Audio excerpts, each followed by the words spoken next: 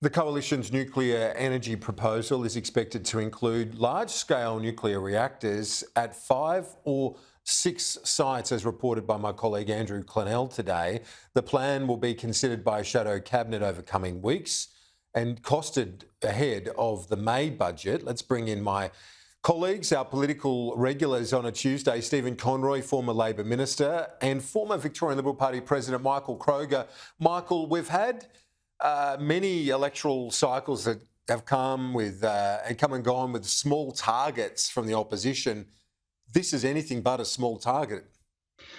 No, that's absolutely right. And I think to defeat a one-term government federally, which as we know hasn't been done for almost a century, you have to offer something. If there's one other lesson out of Dunkley, KG, it's that it's all very well to be against what Labor are doing, but you've got to give some vision for the future. You've got to have some inspirational policies. You've got to be bold. You just can't say no to everything. So even though I don't think this is a huge vote winner, it shows a tremendous amount of courage from the opposition. And what it does do is bring us into line with what's happening around the world. And the dinosaurs in the Labor Party that naysay nuclear, they are on the wrong side of history. And I think Peter Dutton will be proved to be on the right side of history. Stephen Conroy, he might well be, but politically, this is a roll of the dice in some respects, isn't it? Well, look, after truthfully, if you can go Liberal, off the record and ask them what they really thought, they'll tell you Dunkley was a disappointment for them. So they have to go big or go home. So that's what Dutton appears to be doing. The problem he's got is he's gambling on a policy that is electorally risky. It's financially a disaster, and it won't deliver what he promises.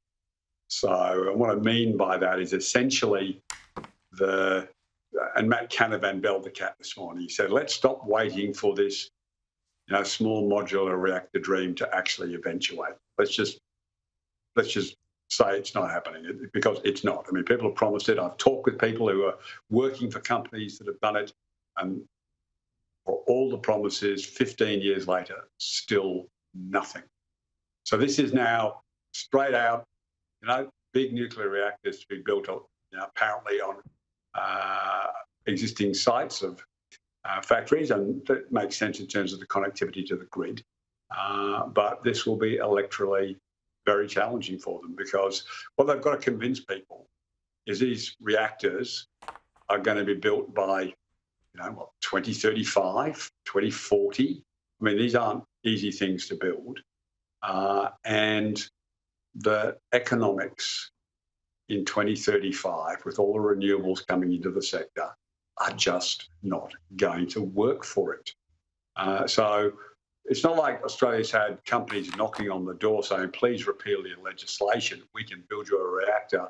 It'll power, a third of the country, and we're going to make money.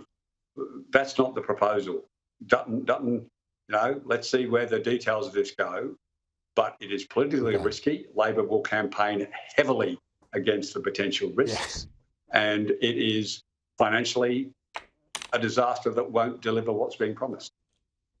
Well, it's going to be another energy election, because you've got the transmission line argument on the one side. We saw the renewable protests here at Parliament with the farmers and others here. So, yep, we're going to have another election where this is an issue. But I've got to say, Michael, that and looking at Dunkley at the weekend, I want to get your thoughts on Dunkley. You and I, we haven't spoken, we haven't had you on since the by-election, but what's your overall read on it? To me, everything out of it just says it doesn't change our view that this is a cost of living year and a cost of living cycle that this government is facing heading into the election either late this year or March, April next year. I think that's absolutely right. I put it down as a narrow points win to Dutton, because he got closer to 4 than 3%. I thought it'd be between 3 and 4%, even though some of our people got a bit excited. But I thought that's what it would be. It was that, closer to 4. So a slight win to Dutton. But yeah, this is all about economics. This is all about cost of living. This is all about people who cannot pay their mortgages. And the fundamental objective that the federal opposition should be pursuing is how are we going to make people's lives easier from an economic point of view? And once you transition to a debate onto taxes and the economy, history tells you it's the coalition's number one brand equity, and that's where the overwhelming majority of its efforts should be directed, because that's a vote winner for it, and it's a vote loser for Labor. And as I said the other day, don't forget, 6.5% to Labor in Aston 11 months ago is now 3.5% or a bit more to the opposition now. So in 11 months, Victoria's turned around 10% on a 2PP basis. That cannot be ignored. The wind is blowing against Albo down here. It's blowing against them. The Liberals have got a bit of a swing, but Labor's primary vote was also up, Stephen. We were talking about this at length on Saturday night. You've got a few days now since to crunch the numbers. What's your assessment? Yeah, look, Michael's a magnificent servant of the Liberal Party. He's putting, he's got the full lipstick out and he's painting that pig. This was not a good result for Peter Dutton. This was the pathway to victory. When Peter Dutton couldn't win an outer suburban seat with 12 interest rate rises, an argument about a tax on utes, refugees turning up, and an arrest of one of the detainees released by the High Court in the middle of it all. I mean, it doesn't get a more toxic moment for Labor to have to face a by-election. So what that result showed was there is no pathway for Peter Dutton to become Prime Minister by dumping the Teal seats, saying forget them, we don't want their voters, and thinking he can win all these other seats. I mean, Michael's been great with the numbers there. The truth is that those circumstances won't be replicated in, whether it's December or March, as you described it, Kieran. You will have had a couple of interest rate cuts unless Reserve Bank continue. Well, to be fair, they could continue to be the morons they've been.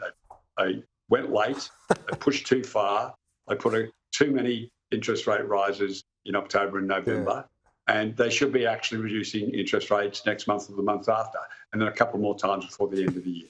So those economic circumstances, coupled with a fantastic job that Jim Chalmers will do in delivering the second surplus, we'll see the economic tailwinds right behind Labor.